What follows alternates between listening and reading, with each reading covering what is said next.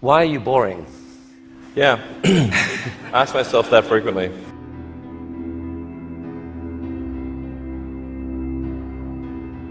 A lot of people dreaming about future cities, they imagine that actually the solution is sort of flying cars, drones, etc. You go above ground. Trying to dig a hole under LA, a 3D network of tunnels to alleviate congestion. I think one of the most soul-destroying things is traffic. It takes away so much of your life, and it's horrible. There's no speed limit here, so we're designing this to be able to operate at 200 kilometers an hour, about 200 kilometers an hour, or about 130 miles per hour. There's no real limit to how many levels of tunnel you can have. So you can go much further deep than you can go up. The deepest mines are much deeper than the tallest buildings are tall.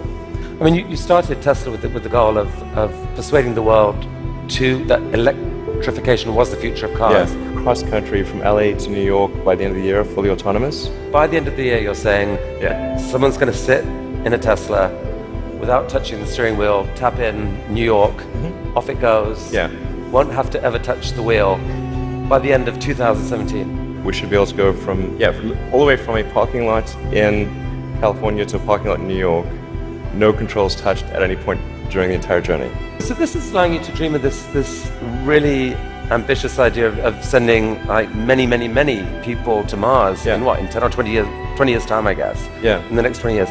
And you've designed this outrageous rocket to do it. Help us understand the scale of this thing. Well, I think visually you can see that's person, the thrust equivalent of 120 747s with all engines blazing.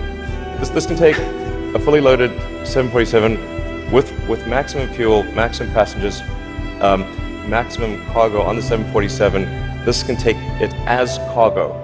You presented recently this interplanetary transport system. This is a scene you picture in 30 years time, 20 years time? 8 to 10 year time frame. Aspirationally, that's our target. Our internal targets are more aggressive, but I think this vehicle seems quite large, and is large by comparison with other rockets. The future spaceships will be truly enormous. Sustainable energy will happen no matter what. If there was no Tesla, it would have to happen out of necessity. It's tautological. If you don't have sustainable energy, it means you have unsustainable energy. Eventually, you'll run out, and the laws of economics will drive civilization towards sustainable energy inevitably. The fundamental value of a company like Tesla is the degree to which it accelerates the advent of sustainable energy faster than it would otherwise occur. In 1969, we were able to send somebody to the moon. Then we had the space shuttle. The space shuttle could only take people to low Earth orbit. Then the space shuttle retired, and the United States could take no one to orbit. So that's the trend. The trend is like down to nothing. This is not. People are mistaken when they think that technology just automatically improves. It does not automatically improve. It only improves if a lot of people work very hard to make it better. And actually, it will, I think, by itself degrade, actually. Look at the future from a standpoint of the probabilities. It's like a branching stream of probabilities. And there are actions that we can take that affect those probabilities, or that accelerate one thing or slow down another thing, introduce something new to the probability stream.